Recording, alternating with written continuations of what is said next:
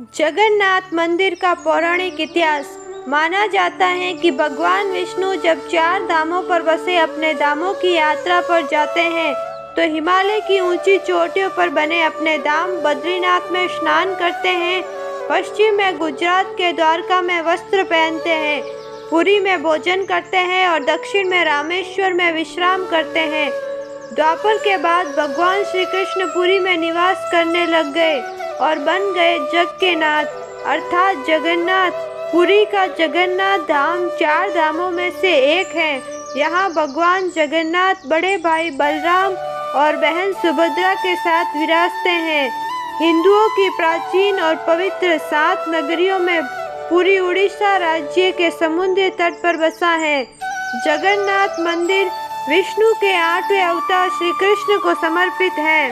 भारत के पूर्व में बंगाल की खाड़ी के पूर्वी छोर पर बसी पवित्र नगरी पुरी उड़ीसा की राजधानी भुवनेश्वर से थोड़ी दूर पर है। आज का उड़ीसा प्राचीन काल में उत्कल प्रदेश के नाम से जाना जाता।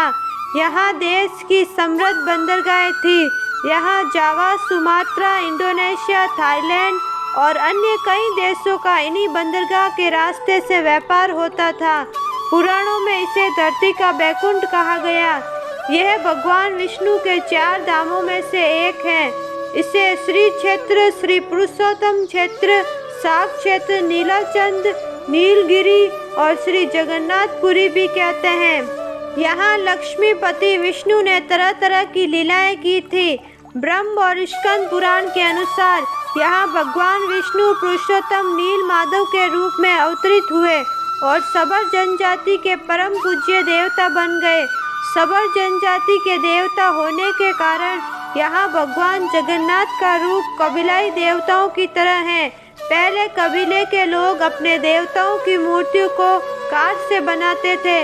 जगन्नाथ मंदिर में सबर जनजाति के पुजारियों के अलावा ब्राह्मण पुजारी भी हैं।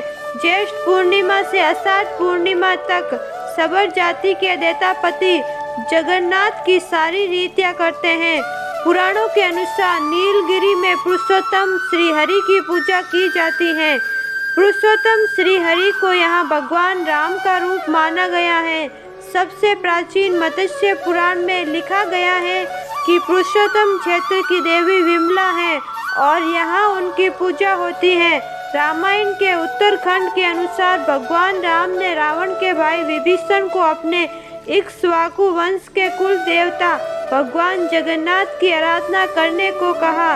आज भी पुरी के श्री मंदिर में विभीषण वंदापना की परंपरा कायम है। स्कंद पुराण में पुरी धाम का भौगोलिक वर्णन मिलता है। स्कंद पुराण के अनुसार पुरी एक दक्षिणवर्ती संघ की तरह है और यह 5 कोस यानी 16 किलोमीटर क्षेत्र में फैला है। माना जाता है कि इसका लगभग 2 कोस क्षेत्र बंगाल की खाड़ी में डूब चुका है। इसका उदर है समुद्र की सुनहरी रेत जिसे महोदधि का पवित्र जल धोता है। सिर वाला क्षेत्र पश्चिम में है जिसकी रक्षा महादेव करते हैं। संघ के दूसरे घेरे में शिव का दूसरा रूप ब्रह्म कपाल मोचन विराजमान है। माना जाता है कि भगवान ब्रह्मा का एक सिर महादेव की हथेली से चिपक गया और वह यहीं आकर गिर गया। तभी से यहाँ पर महादेव की ब्रह्म रूप में पूजा करते हैं। संघ के तीसरे व्रत में माँ विमला और नाभि स्थल में भगवान जगन्नाथ रथ सिंहासन पर विराजमान है। मंदिर का इतिहास। इस मंदिर का सबसे पहला प्रमाण महाभारत वन पर्व में मिलता है। कहा जाता है कि सबसे पहले सबर आदिवासी विश्ववसु ने नील माधव के रूप में इनकी पूजा की थी। आज भी पुरी के मंदिरों में कई सेवक जिन्हें देवतापति के नाम से जाना जाता है। राजा इंद्रद्युम्न ने बनाया था मंदिर। राजा इंद्रद्युम्न मालवा का राजा था जिनके पिता का नाम भारत और माता का नाम सुमति था। राजा इंद्रद्युम्न को सपने में हुए थे जगन्नाथ के दर्शन। कई ग्रंथों में राजा इंद्रद्युम्न और उनके यज्ञ के बारे में विस्तार से लिखा है।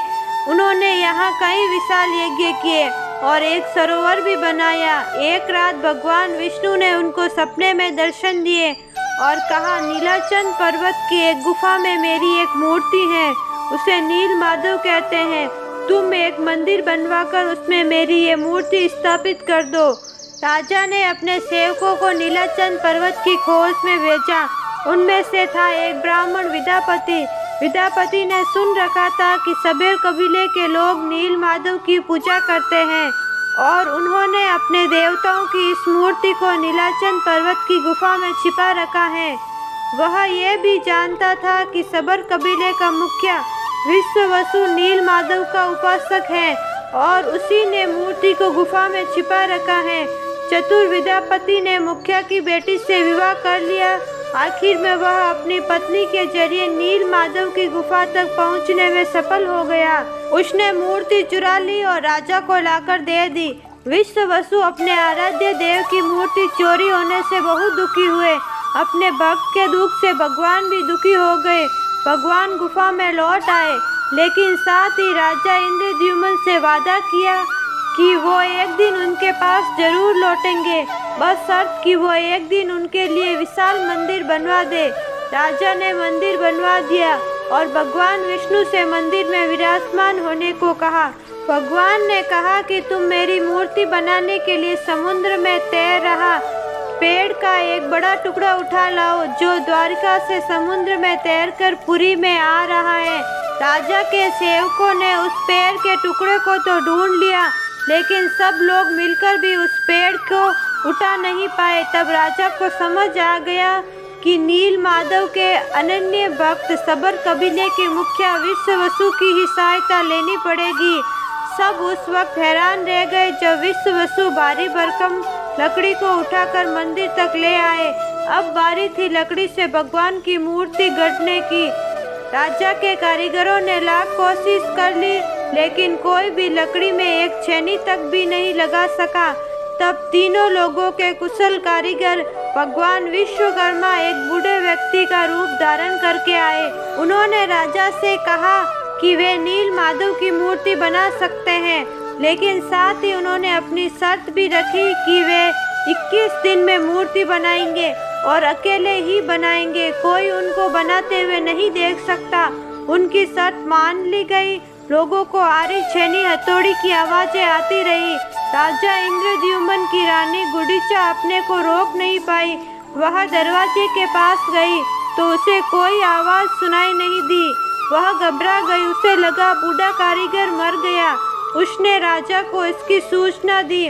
अंदर से कोई आवाज सुनाई नहीं दे रही थी, तो राजा को भी ऐसा ही लगा। सभी शर्तों और चेतावनियों को दरकिनारे करते हुए राजा ने कमरे का दरवाजा खोलने का आदेश दिया। जैसे ही कमरे का दरवाजा खोला गया तो बूढ़ा व्यक्ति गायब था और उसमें 3 अधूरी मूर्तियां मिली पड़ी। भगवान नीलमाधव और उनके भाई के छोटे छोटे हाथ बने थे, लेकिन उनकी टांगे नहीं, जबकि सुभद्रा के हाथ पांव बनाए ही नहीं गए थे। राजा ने इसे भगवान की इच्छा मानकर इन्हीं अधूरी मूर्तियों को स्थापित कर दिया। तब से लेकर आज तक तीनों भाई बहन इसी रूप में विद्यमान हैं। वर्तमान में जो मंदिर है वह 7वीं सदी में बनाया गया। हालांकि इस मंदिर का निर्माण ईसा पूर्व में भी हुआ था। यहाँ स्थित मंदिर 3 बार टूट चुका है। 1174 ईस्वी में उड़ीसा शासक अनंग भीमदेव ने इसका जीर्णोद्धार करवाया। मुख्य मंदिर के आसपास लगभग 30 छोटे बड़े मंदिर स्थापित हैं। राधे राधे।